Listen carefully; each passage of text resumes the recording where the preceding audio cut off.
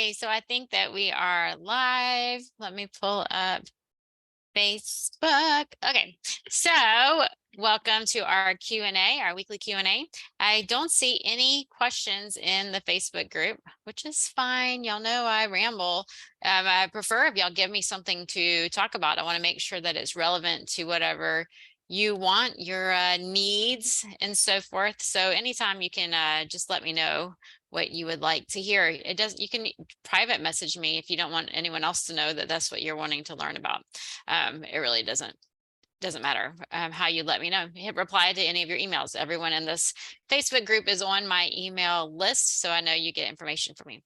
Anyway, so what I was thinking I would talk about, because so many people are starting the reset and create a healthier you, I was going to talk about things like when you're stuck. Maybe you're stuck reaching your health goals. Maybe you have a lot of inflammation. Maybe you have a lot of pain. A lot of people are struggling with excess weight. They're just stuck. And so what we have to do is we have to look at the whole picture. A lot of people keep looking at calories, counting calories. I've been private messaging someone about calories, and no, I'm not picking on you. I've been seeing this throughout several people. You just happen to be texting me and made me think about this. So a lot of times when we cut calories for too long, it puts a lot of stress on the body. And that stress, think about, we've been talking about adrenal health. When we're under a lot of stress, the body, anytime you're under little stress, anytime we're under stress, blood is pulled in, or sugar is pulled into the bloodstream. And so that causes more inflammation. More inflammation causes weight gain. You're not going to lose weight if you're under chronic stress. So if you're chronically under eating, you're adding stress to your body. That's not a good idea. So that's why when you have things like intermittent fasting or the fasting mimicking diet, you have breaks where you're not restricting so much. That just puts a lot of stress on your body. And if you're under certain health conditions, that can be actually really harmful for your body. And there are certain thyroid conditions where you don't want to eat too low. Your body is under too much stress. If you have a thyroid condition, you most likely have an adrenal condition. And the adrenals, that's where cortisol is released. We have to nurture the adrenals with the thyroid. And so I could go on forever just talking about that. So if you're stuck with calories, a lot of times you need to eat more. I used to work as a personal trainer. This was in a past life, right? But that's what would happen. If people, they would lose weight steady, and then they'd hit a plateau, and we'd say, you know what, you need to add 100 calories. And so we'd look at ways that we could add 100 calories. So they'd add 100 calories, and all of a sudden they start losing more weight again. And they were like, wait. And first it was like, no, I don't want to add any more calories. Now, I'm not saying go drink a Coke, like a Coca-Cola. Is it like 100 calories of Coca-Cola? No. We're adding 100 calories of a nutrient-rich food. You had 100 calories of extra greens in your salad, you're going to be really, really full. You're going to be giving your body so many vitamins and minerals. You're going to be nurturing all your different organs. There's nothing harmful or inflammatory there.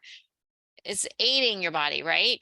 Well, all of that, it kicks things into gear. You're producing more energy. Your adrenals aren't under a lot of stress.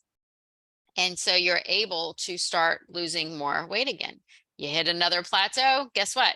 We're going to tell you to add another 100 calories.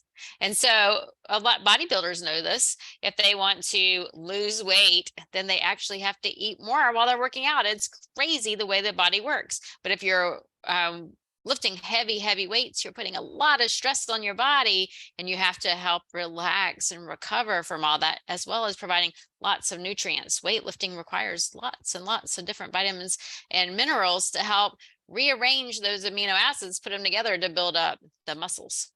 Other things we need to look at are sleep. If you're not getting enough sleep, you're not helping your adrenals. You see, we're just keeping going on this adrenal path.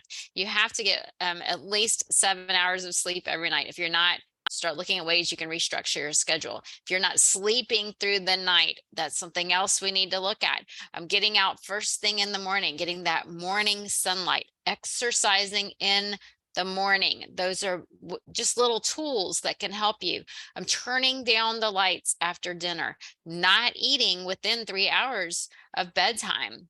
Drinking some bedtime teas. There's several different teas. I alternate mine. Actually, my whole family, we enjoy bedtime teas. And so we will alternate. We'll have some valerian, maybe some kava kava, maybe passion flower, tulsi and lemon balm. They're all just very calming and relaxing. So we blend different ways and we alternate so that we're not drinking the same thing every night.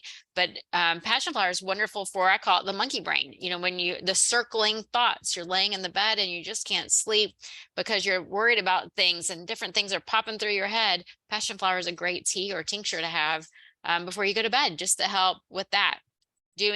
Taking time out. So not just sleep, but rest and mindfulness and meditation.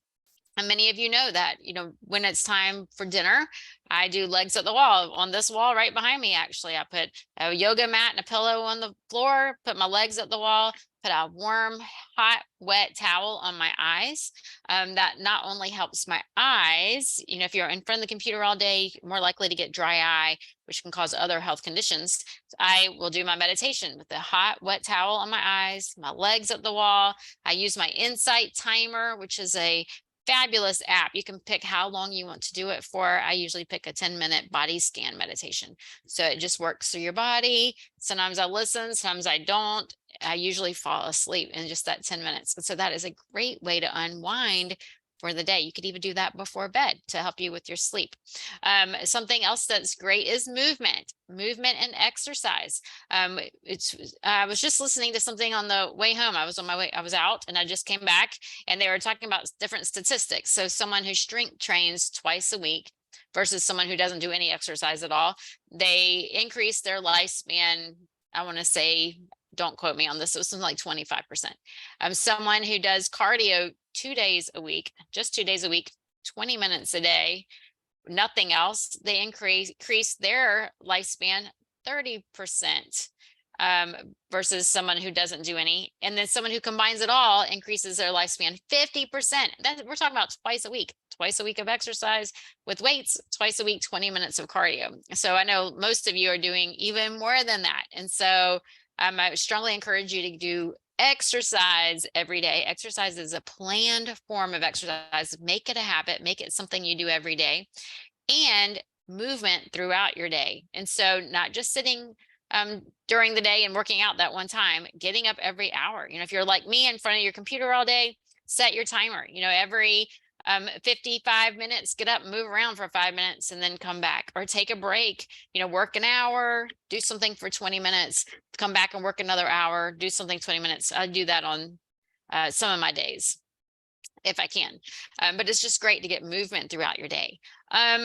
Gratitude, writing gratitude journals, things that you are thankful for. So don't focus on things that aren't working for you.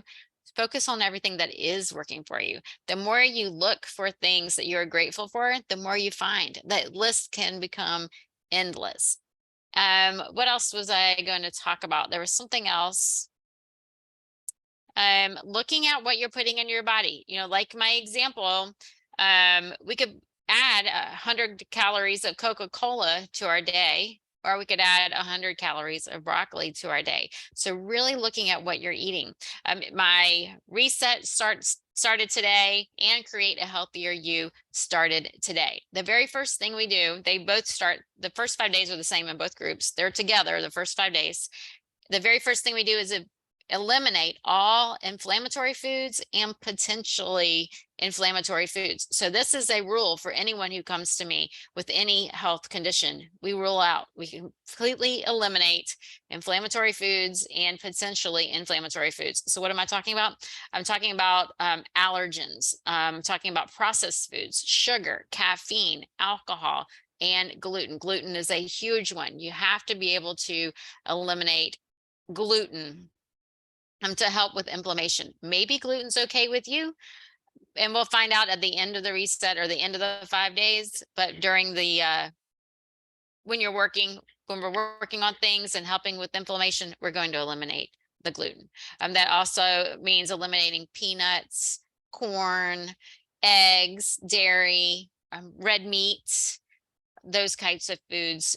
for anyone with a chronic condition. So if you're struggling with weight, it could be inflammation caused by one of these foods, a food allergen. If you have a autoimmune illness, it could be caused from one of these foods. You just don't know it. I had no idea that I had problems with peanuts. I love peanut butter. I was eating peanut butter all the time, and I had no idea that was a problem for me until I eliminated it and then went to put it back. I eliminated it and I couldn't believe how much better I felt. I didn't have migraines. I put it back in. I started having migraines. The same thing with caffeine. Caffeine doesn't bother me.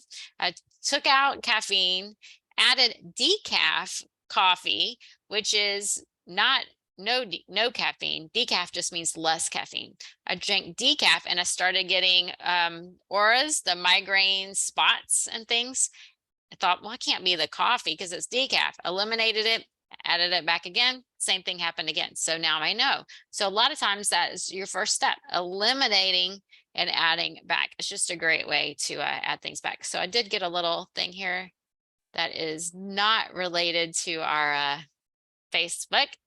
Anyway, I don't see any questions here, which is fine. If anything pops up for you, please let me know. You know, I like to talk about any kind of random thing. You can always private message me if you don't want to share with everyone else. I hope you have a fabulous week. For all of you in the Reset and Create, I will see you over there. You know, I'm in there answering your questions all day long. Have a great week.